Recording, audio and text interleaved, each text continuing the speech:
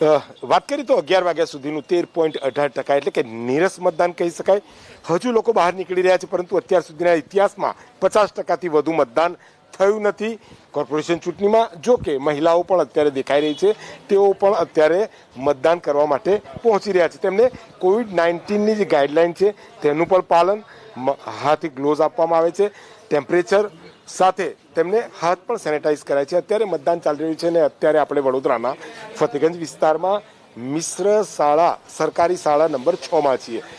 મતદાન ચાલી રહ્યું છે. વડોદરાની વાત કરીએ તો 14,45,000 મતદારો છે, પરંતુ અત્યાર સુધી જે રીતે 13.18% જેટલું મતદાન થયું છે અને આ મતદાનની અંદર વડોદરામાં અત્યારે નીરસ કહી શકાય તેવું મતદાન. મહિલાઓ સાથે પુરુષો પણ અહીંયા મતદાનમાં જોડાયા છે. લાંબી કતાર, લાઈનો તો છે જ.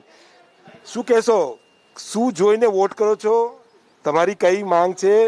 કયા કયા કામ બાકી છે? કયા પ્રકારે જોઈને વોટ કરો તમે? અરે આપણે તો વોટ જ કરવાનો છે. વર્ષમાં જ્યારે આવે ત્યારે વોટ કરવાનો, વોટિંગ આવે ત્યારે. કયા મુદ્દા ધ્યાનમાં રાખો?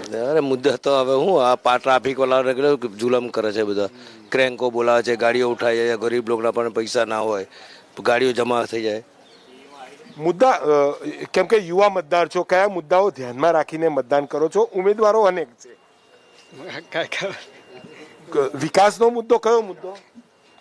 યુવાઓ છે, જો કે વાત પણ નથી કરી શકતા. સાહેબ, कयो मुद्दों ध्यान रखीने वोट करो छो? केम के अपनी मांग पर अभी तो जनता परेशान हो गई पेट्रोल डीजल की मार से.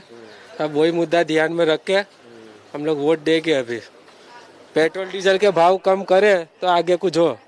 ફરીને એકવાર લાઈન બતાવીશું ને પેટ્રોલ ડીઝલની જે વાત કરી રહ્યા છે, મહિલાઓ સાથે પણ વાત કરવાની કોશિશ કરી, કેમ કે જે લોકશાહીનું પર્વ છે ને તેની અંદર મત કરવા આવે છે. બેન, આપણે જ્યારે વોટ કરીએ છીએ કયા મુદ્દા ધ્યાનમાં રાખીએ? વિસ્તારની સમસ્યાઓ શું કહેશો?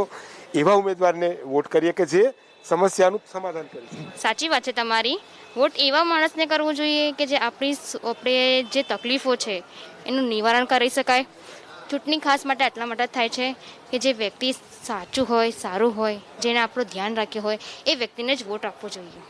જે ધ્યાન રાખતા હોય. બેન, કઈ કઈ સમસ્યાઓ અથવા તમારા વિસ્તારમાં હલ કરવી? અમારે ત્યાં ગટર લાઈનની સમસ્યાઓ છે, પાણીની જે અમારે સોલ્યુશન આપશે એમને અમે વોટ આપશું.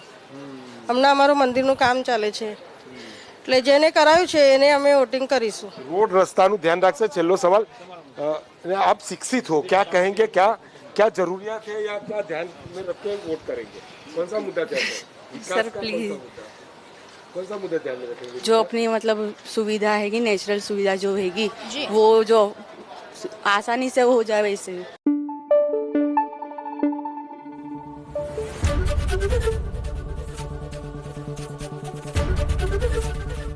एबीपी अस्मिता, गुजरातनी अस्मिता.